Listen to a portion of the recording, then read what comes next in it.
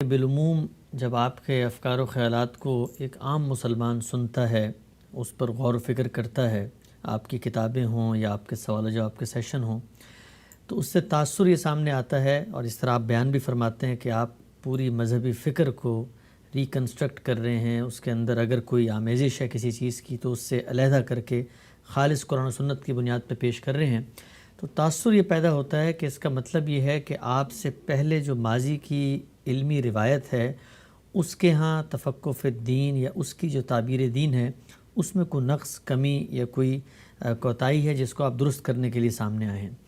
اس کے بعد ایک نتیجہ یہ سامنے آتا ہے کہ لوگ اس پوری جو اسلاف کی روایت ہے اس کو ایک طرف رکھ کے آپ ہی کے جو تفہیم دین ہے اس پر انحصار کرتے ہیں اور نتیجتاً ماضی کی علمی روایت سے اپنے آپ کو کاٹ لیتے ہیں۔ میرا سوال آپ سے آج یہ بتائیے گا کہ جو ہمارے ماضی کی علمی روایت ہے اس سے کیا ایک شخص، ایک طالب علم جو آپ سے متاثر ہوتا ہے اس کو استفادہ کرنا چاہیے؟ ان کی کیا خدمات ہیں، انہوں نے کس دائرے میں کام کیا تھا، اور آپ جب ان پر کہیں تنقید کرتے ہیں تو اس سے کیا ان کی پوری حیثیت کی نفی کر رہے ہوتے ہیں یا کہیں ان کی کوئی کنٹریبیوشن مانتے بھی ہیں؟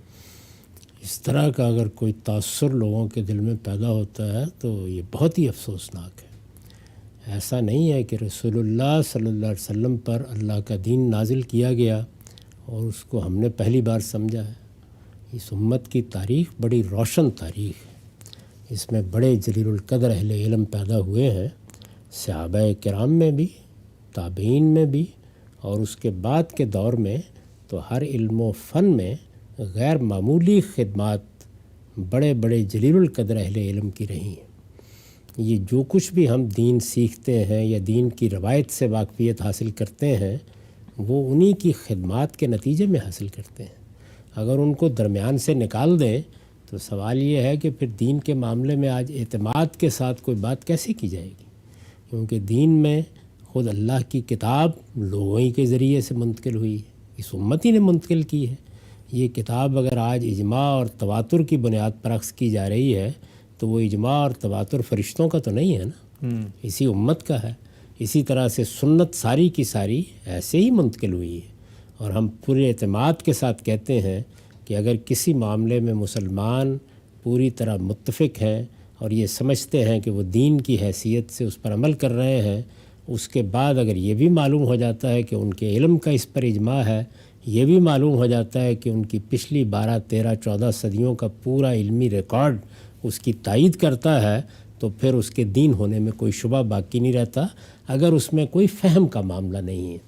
تو یہ سب اسی لیے ہے کہ ہماری امت کی یہ روشن تاریخ ہمارے پس منظر میں موجود ہے۔ یہ تو دین کے منتقل کرنے کا معاملہ ہے۔ اسی طرح دین کا فہم، یعنی رسالت میں آپ صلی اللہ علیہ وسلم نے اگر قرآن دیا ہے تو پہلے دن سے لوگوں نے اس کو سمجھنا شروع کیا ہے، ایسا نہیں کہ اس سے بے اعتنائی برت کے بیٹھ گئے ہیں۔ ایسے ہی اگر سنت دی ہے تو سنت کا اطلاق کرنا، سنت کا صحیح فہم حاصل کر کے اس پر عمل کرنا۔ اسی طرح اگر روایات کے ذخیرے میں کوئی ہدایت آئی ہے یا ہمیں یہ کوئی معلوم ہوا ہے کہ فلاں چیز کی توضیح ہو گئی یا اس طرح کا معاملہ ہوا، تو یہ جانتے ہیں آپ کہ ہمارے پاس تو آج کوئی ذرائع نہیں ہے۔ وہی لوگ تھے کہ جنہوں نے راویوں کی تحقیق کی، ایک ایک روایت کو چھانا پھٹکا، اس کے بارے میں ضروری مواد فراہم کیا۔ انہی کا فراہم کردہ مواد ہے کہ جس کو ہم بار بار دیکھتے ہیں یا اس کی مراجعت کرتے ہیں، تو یہ بڑی غیر معمولی خدمات ہے۔ اسی طرح سے جو علوم و فنون ہے، مثال کے طور پر قرآن عربی زبان میں ہے، سنت کا سارا ذخیرہ جو کچھ بھی ہمارے پاس ہے اور فقہا نے اس کو ترتیب دیا ہے وہ بھی عربی زبان میں ہے۔ زیادہ تر بہت تھوڑی چیزیں ہیں کہ جو فارسی میں یا دوسری زبانوں میں ہیں۔ اسی طرح کا معاملہ حدیث کے شروع کا ہے، وہ بھی ظاہر ہے کہ زیادہ تر عربی زبان میں ہے۔ تو یہ سب جو کچھ ہے اس کو سمجھنے کے لیے بہت سے علوم آلات کی حیثیت رکھتے ہیں، جیسے نحو ہے، جیسے ادب ہے، جیسے بلاغت ہے، جیسے معانی ہے۔ اسی طریقے سے خود ہماری فقہ، اس کی ایک بڑی غیر معمولی تاریخ ہے۔ اگر آپ غور کر کے دیکھیں تو کتنے جلیل القدر لوگ پیدا ہوئے ہیں جنہوں نے ایک پورے قانونی نظام کو وضع کر کے مسلمانوں کو دے دیا، جس کی بنیاد پر ان کی سلطنتیں کام کرتی رہی ہیں، ان کے ادارے کام کرتے رہے ہیں۔ یہ ہماری بڑی روشن تاریخ ہے، یعنی یہ کوئی تاریکی کی تاریخ نہیں ہے، لیکن اس میں جب فہم کا معاملہ آتا ہے تو یہ انسانی فہم ہے، یعنی یہاں معاملہ نہیں ہے، یوں نہیں ہے کہ پچھلے غلطی کر رہے ہیں، نہیں، ہر انسان غلطی کرتا ہے، ہر انسان کے ہاں کہیں نہ کہیں کوئی نقص، کوئی خامی رہ جاتی ہے. وہ ہم کام کریں گے تو ہمارے کام میں بھی رہے گی، ہمارے بعد میں آنے والے آئیں گے وہ کچھ چیزوں کی تصحیح کریں گے، پھر ان کے کام میں بھی رہے گی. تو اس لیے جب یہ کہا جاتا ہے کہ ریکنسٹرکشن کا کام ضروری ہے، تو یہ یوں نہیں ہے کہ ایک صدیوں کے بعد میں یا آپ کریں، ہر وقت ہونا چاہیے. اچھا، ریکنسٹرکشن کیا اصل میں ریویو ہے، یعنی آپ کو جو چیزیں میسر آتی ہیں علم میں، آپ ان کو بار بار جانچتے پرکھتے رہتے ہیں. علم کی اساس کیا ہے؟ تنقید. اچھا، تنقید کوئی برے معنی میں نہیں، یعنی جو مواد، جو ذرائع سے آپ کو چیز ملی ہے اس کو آپ جانچتے پرکھتے رہیں، دیکھتے رہیں کہ اس میں کسی انسان سے کہیں روایت میں غلطی تو نہیں ہو گئی، فہم میں غلطی تو نہیں ہو گئی، کسی چیز کا عمومی ایشو ہو گیا اور واضح نہیں رہا کہ یہ کہاں سے آئی ہے. تو یہ ریویو کا کام ہے جو ہوتے رہنا چاہیے. اس میں ظاہر سی بات ہے کہ ہر دور کے اندر جو لوگ یہ کام کر رہے ہوتے ہیں وہ کسی نہ کسی معاملے کی تصحیح کر رہے ہوتے ہیں اپنی دانست میں یا اپنے فہم کے لحاظ سے، کسی معاملے کی توضیح کر رہے ہوتے ہیں اور کسی جگہ کسی چیز کو ایک نئے استدلال سے پیش کر رہے ہوتے ہیں. تو لوگ ان کی جانب فطری طور پر متوجہ بھی ہوتے ہیں، لیکن ان کو بھی قصہ ماضی ہو جانا ہے، آنے والے پھر اس کے بعد یہ کام کریں گے. تو اس لیے سب سے استفادہ کرنا چاہیے، علم کی پوری روایت کو اپنے پیش نظر رکھنا چاہیے. اس وقت کوئی پیغمبر نہیں ہے، نہ میں نہ کوئی اور، سب اہل علم کی آراء کو سامنے رکھیں. موجودہ زمانے میں بھی جو مختلف مدارس فکر ہیں ان کی بات سنیں، اور عام آدمی کو بھی یہی تعلیم دینی چاہیے کہ یہ درست ہے کہ وہ ہر وقت تحقیق تو نہیں کر سکتا. جہاں وہ پیدا ہوا ہے، جن لوگوں سے انہوں نے دین سیکھا ہے، جو بات اس کو پہلے مرحلے میں معقول لگی وہ اس سے اپنے علم اور اپنے عمل کی ابتدا کرے. پھر اس کے بعد جہاں کہیں کوئی تردد پیش آئے تو اہل علم کی آراء کو جانے سمجھے، اپنے زمانے کے اہل علم سے استفادہ کرے اور سب سے یکساں استفادہ کرے، سب کو اپنا امام سمجھے اور یہ خیال کرے کہ یہ بہت بڑی رحمت ہے کہ ہماری امت میں ہر دور میں ایسے لوگ پیدا ہوتے رہے ہیں اور بہت جلیل القدر لوگ پیدا ہوتے رہے ہیں جو دین کی شرح و وضاحت کا کام کرتے ہیں، دین سے متعلق علوم پر کام کرتے ہیں. ان کی قدر افزائی کرنی چاہیے، ان کی عزت کرنی چاہیے، ان کے کام پر اپنے کام کی بنیاد رکھنی چاہیے. یہ علم کی روایت ہے، اس سے الگ ہو کے علم آگے کیسے بڑھ سکتا ہے؟ تو اس لیے نقد و نظر یا ریکنسٹرکشن یا ریویو یا نظر ثانی یہ تو ایک ہوا اور پانی کی طرح کی ہر وقت کی ضرورت ہے. اس کی بنیاد پر یہ نتیجہ نکال لینا کہ پہلوں نے کوئی بڑی غلطی کر دی، پہلوں ہی نے یہ سب کچھ پہنچایا ہے اور ان کے ہاں یہ روایت انتہائی پختہ رہی ہے. ورنہ خود سوچئے کہ امام ابو حنیفہ سے کیا امام شافعی اختلاف کرتے، اور امام شافعی سے کیا احمد بن حنبل اختلاف کرتے، اور کیا امام ابن تیمیہ اتنے بہت سے معاملات میں نئی آراء قائم کرتے، اور کیا ابن حزم یہ کام کرتے، اور کیا شاطبی پورے کے پورے اصول فقہ کو ایک نئی صورت دے دیتے. تو ہماری امت میں یہ ریکنسٹرکشن کا کام، ریویو کا کام یہ ہمیشہ ہوتا رہا ہے. البتہ یہ بالکل صحیح ہے کہ بہت غیر معمولی لوگ یہ کام کرتے ہیں. عام طور پر جو علماء ہیں، مساجد میں تعلیم دے رہے ہیں، مدرسوں میں تعلیم دے رہے ہیں، وہ پہلے سے موجود حقائق ہی کی تعلیم دیتے ہیں یا نتائج فکر کی تعلیم دیتے ہیں. یہ بالکل ایسے ہی ہے کہ آپ کے ہر مدرسے میں، ہر کالج میں، ہر اسکول میں سائنس پڑھائی جا رہی ہے، سوشل سائنسز پڑھائی جا رہی ہیں، تو وہاں کے اساتذہ یہ کام نہیں کرتے کہ وہ ان کو ریویو کرنا شروع کر دیں یا ان کی ریکنسٹرکشن کا کام کریں.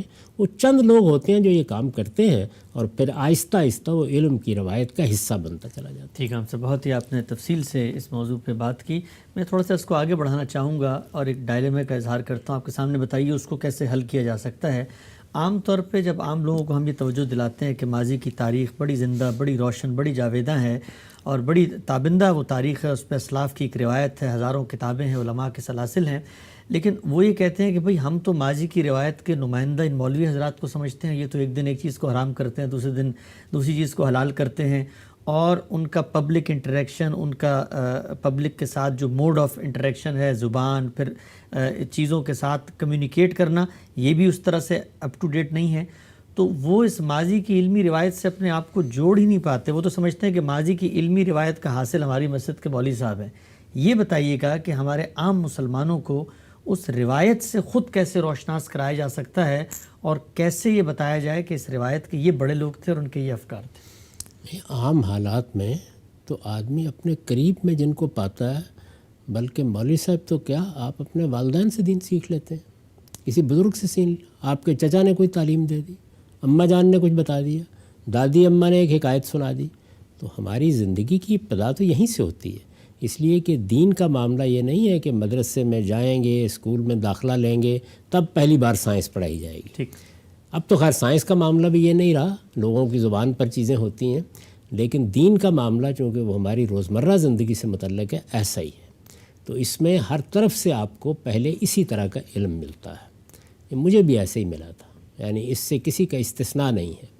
اس کے بعد آپ مزید آگے بڑھتے ہیں تو اگر آپ ایک عام آدمی کی زندگی بسر کر رہے ہیں، آپ نے اس کو اختصاص کا موضوع نہیں بنایا، تو انتخاب کریں نا. بہترین لوگ ہر دور میں پیدا ہوتے ہیں.